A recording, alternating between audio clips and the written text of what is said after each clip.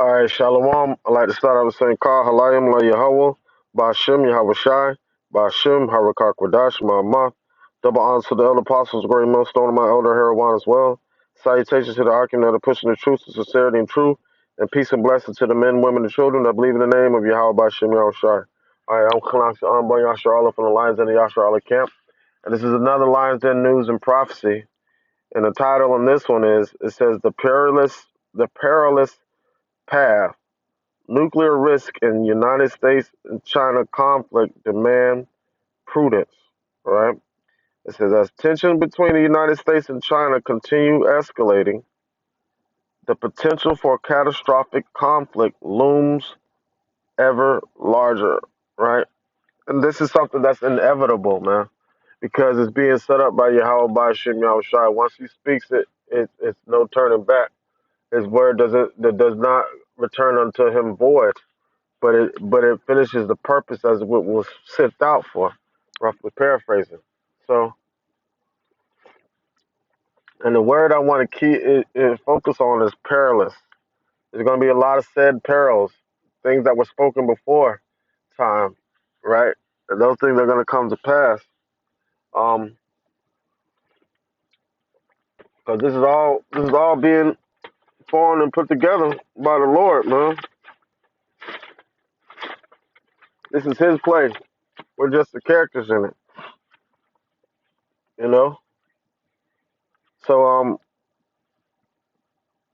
excuse me. Once again, it says as tensions between the United States and China continue escalating, the potential for catastrophic conflict looms ever larger.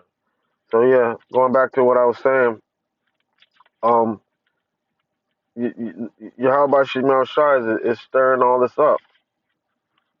You know, this is Proverbs um 21 and let's start with 20 and 24. It says that man's goings are of the Lord. How can a man then understand his own way? So that perilous path is a path that was set by for the wicked by Yahweh by Hashem Yahweh Shai. And we're entered into these perilous times, the time of Jacob's trouble and the time of the Revelations 13 and 16, the MOTB, micro C hip, which shall be forced upon the whole world, man. And this path is being set by Yahweh by Shem Yahweh Shai. Proverbs 21 and 1, it says, the king's heart is in the hand of the Lord. As the rivers of water, he turneth it whithersoever he will. All right. So now this is Yahweh by Shem Yahweh Shai, um, creating this perilous path for the wicked, but creating a righteous path for the righteous, man. All right. It says, yet much analysts of military. Hold on. So where did it start? It says, yet much analysis of military dynamics between the two nuclear powers fails to grapple with the full complexity of nuclear decision making.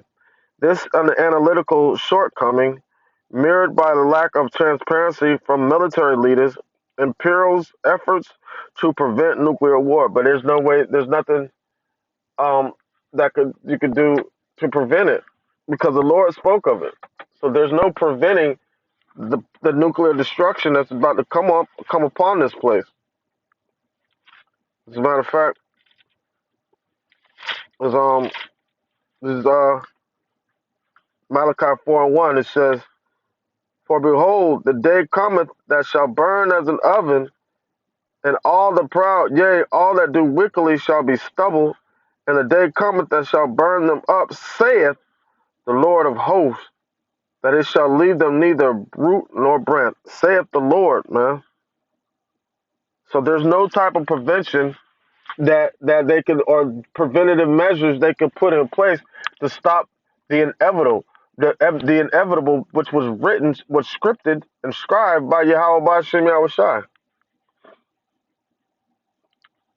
It says, all right, with policy shaped by uncertain assessments The change of miscalculation only grows. Now more than ever, through through un, through unflinching analysis of nuclear risk is required. Leaders must also level with the public on capabilities, plans, and risk consents with security. Only through truth and understanding can disaster be averted. See, truth and understanding will let you know that this can't be averted. You know, those missiles are going to be shot off into the earth. Thus saith the Lord. The Lord spoke it, so it's going to happen. So now they're not they don't have truth and understanding, man. They don't like, and that's a lesson I got to do. That new song,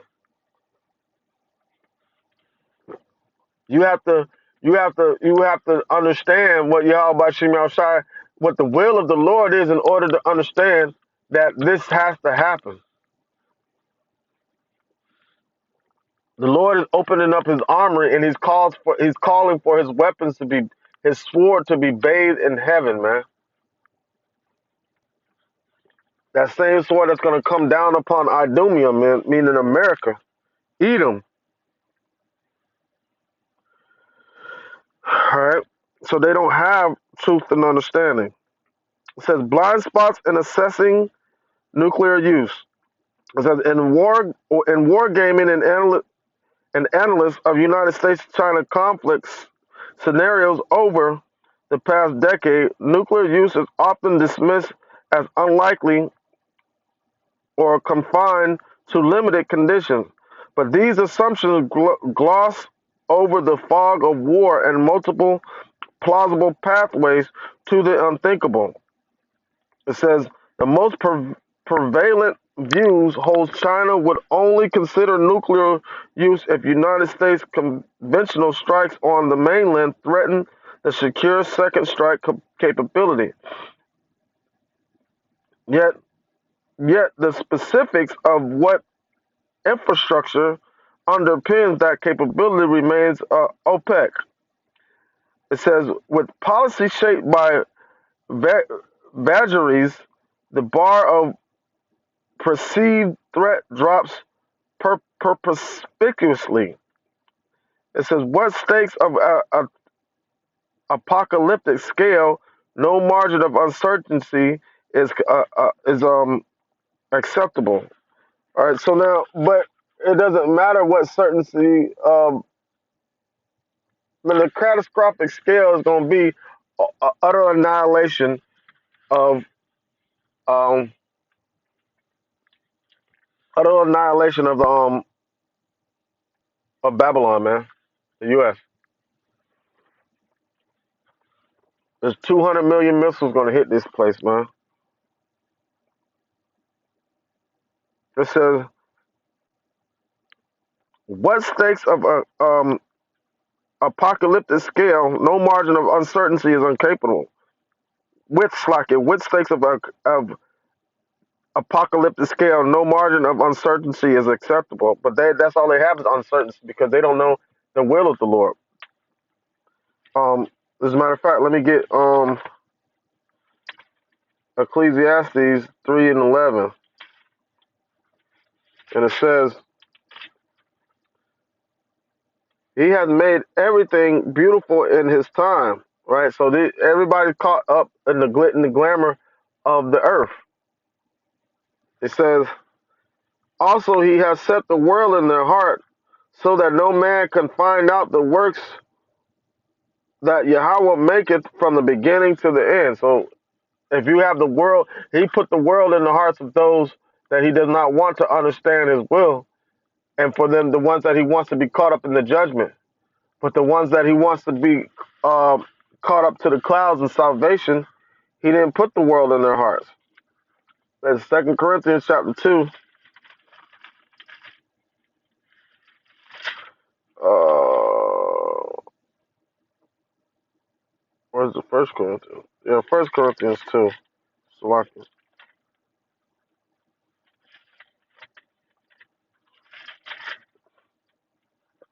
was 1 Corinthians 2:12. It says, "Now we have received not the spirit of the world," right? So you have 2/3 of our people in these other nations that have the spirit of the world. So they're not going to have an understanding of what's being spoken unto, what's being spoken of by Yahweh Bashem Yahushai. It says, "Now we have received not the spirit of the world, but the spirit which is of Yahweh, that we might know the things that are freely given unto us of Yahweh." Right? Because because he told his secrets unto Jacob, and the ones of Jacob that he told his secrets unto are the elect. All right, verse 13 it says, "Which things also we speak, not in the words of which man's wisdom teacheth, but which the Holy Ghost teacheth." All right, comparing spiritual things with spiritual, right? Because that's how we compare things by the Spirit and judge it according to the Spirit. You know what I'm saying? To understand the will of Yahweh by Shem Shai, and understand if it judging the Spirit by the Spirit, seeing if it lines up with righteousness or not. Is it true? Is it a part of the truth? Is it the truth or is it a lie? Bottom line, you know, because but you know, 2/3 of our people in these other nations cannot understand what's being spoken. Verse 14 it says, "But the natural man receiveth not the things of the Spirit of Yahweh, for they are foolishness unto him." Right? Because if we because we're going out there not in a sense promoting nuclear destruction to America, right? They don't understand that. They'll call us hateful or wicked or crazy or whatever whatnot. But those things that they say to us, they're also saying to Yahweh by Shem Shai, because only thing that we're doing is speaking His will. So there's no type of preventative measure that they could put in play to stop what's inevitable, what Yahweh by Shem Shai has written to come. It says, but 1 Corinthians 2:14 it says, "But the natural man receiveth not the things of Yahweh, not receiveth not the things of the Spirit of Yahweh, for they are foolishness unto him, neither can he know them because they are spiritually discerned," man. You have to have spiritual discernment to understand the things of Yahweh by Shem Yahushai. All right. So back to this article, it says, hold on, trying to get my page. All right. It says, with stakes of apocalyptic scale, no margin of uncertainty is acceptable. Yet analysts routinely discount nuclear risks absent, though, through assessment. As strategist Bernard Brody warned at dawn of the nuclear age, thus far the chief purpose of our military establishment has been to win wars. For, from now on, if chief purpose must be to avert them, all right. It says its chief purpose must be to avert, but they're not going to be able to avert the wars because Yahweh by Shem Yahushai has mustered up the host of the battle.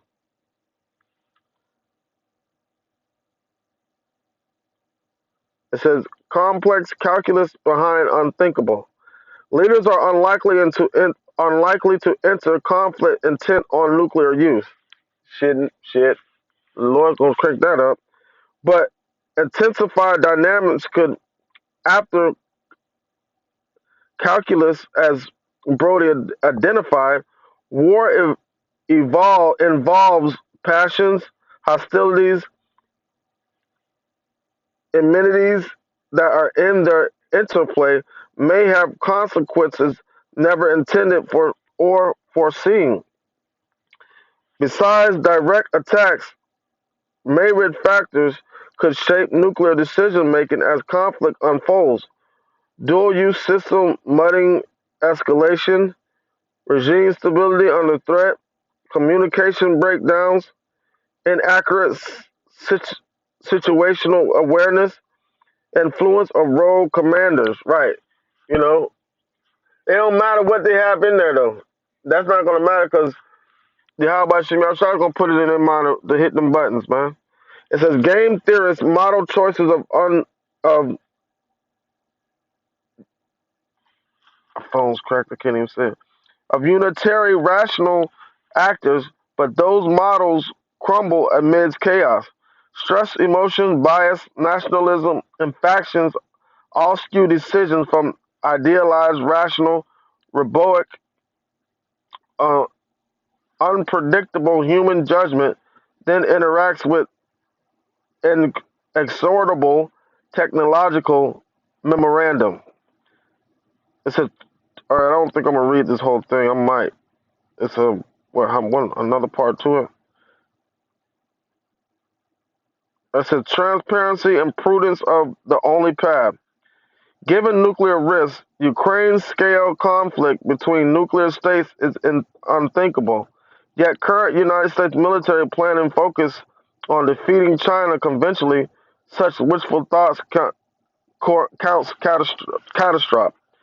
So we already know that it's inevitable that China and the United States are going to go to war. It says during the Cold War, Brookings Institution founder Harold Stassen urged the public to consider whether they desire a war in which hundreds of cities may be obliterated.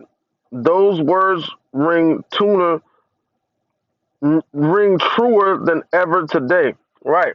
Because America's gonna be totally obliterated, annihilated, all of the above. 200 million missiles that Yahweh Shai has called to hit this place. It says, to avoid tragedy, leaders must align words with prudent action. That starts with transparency to avoid miscalculation. Vague assurances and analytical gaps breed mistrust. Details on capabilities, strategies, and risks should be shared. Consent with reasonable security. Above all, rash brinkmanship must cease. No vital interest merits even the slightest risk of Armageddon. All right. It says, man, it says, and these times a grasshopper is going to be a burden to them. Any little thing is going to set this place off. It's going to be a burden. And what happens when all these burdens come about? That pushes people to go to war to lift the burden up. But the burden is being put and set by Yahweh by Shem Shai. Ain't no lifting up. It says, um, diplomacy, courageous statesmanship, and compromise are urgently needed to step back from the brinks. But he's gonna send send the means that we shall not regard gold and silver. So there's not gonna be any peace talks that can stop what's about to come. Through openness and understanding, a peaceful path towards can still be found. No, it can't. There's no peace for the wicked. But leaders must choose humanity over hubris before the chance is lost. The lives of billions hang in the balance, right? But Most High Yahweh Shem Yahushai gives life and takes life. He kills him and he makes alive. So the Lord is numbering these people to the sword, man. The Lord is numbering these people to the sword. All right. So let me get Second Ezra chapter 9. Close it out. In Second Ezra 9 and 1 it says, he answered me then and said, measure thou the time diligently within itself. Right? And that's how we measure the time, through these events happening, and match them up with the prophecy so we can know where we're at. All right? It says, and when thou seest part of the signs past which I have told thee before, then shalt thou understand that it is the very same time wherein the highest will begin to visit the world which he made. Right? And Yahweh Shah is the one paying the visit, and he's bringing judgment right along with him, and salvation. Therefore, when you shall be seen earthquakes and uproars of the people of the world in the world, then shalt thou well understand that the Most High spake of those things from the days that were before thee, even from the beginning.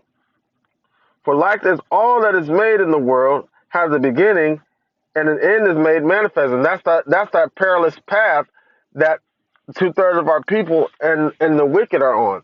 So, and their ending, their beginning, and their ending is being made manifest. But the ending of this is the beginning for the elect. All right. It says, even so, the times also of the highest have plain beginnings and wonders and powerful works, and endings and effects and signs. Right. And it says, and everyone that shall be saved and shall be able to escape by his works. Right. So that's why we have to get out here and do this work, man. Prophesy, you know, and by faith whereby he hath believed. Right. Because what we believe in, that's what we go out and teach. It says, shall be preserved from the said perils. There goes that peril. So there's a perilous path that leads to destruction that the elect are being saved from. And shall see my salvation in my land and within my borders. For I have sanctified them for me from the beginning. And those are the ones that are going to make it through this. Those are the ones that are not going to be on that perilous path. Is let me skip down to all right. I said verse 20. It says, so I consider the world, and behold, there were perils because of the devices that would come into it. So now the Lord said he's going to beat them at their own, make them destroy themselves at their own demise, right? So that perilous path, you know, is going to lead Esau to all the way to nuclear destruction. And they're the ones that brought nuclear weapons into warplay on the earth. And I'll say this again, I've said it several times, that Xi Jinping, the Chinese diplomat president or whatever he is, has said the irony of America bringing nuclear weapons into warplay on the earth. And basically saying that's how America brought it in, and that's how America's going to be taken out, man. All right, Lord willing, this lesson was edifying to serve his purpose. With that, I'd like to say, Ka Halayim La Yahweh, Ba'ashem Yahweh Shai, Ba'ashem Harakak Wadash Ma'amah. Double honors to the elder apostles, the great millstone, and my elder Heroin as well. Salutations to the Archman of pushing the truth to sincerity and truth, and peace and blessing to the men, women, and children that believe in the name of Yahweh Ba'ashem Yahweh Shai. Shalom.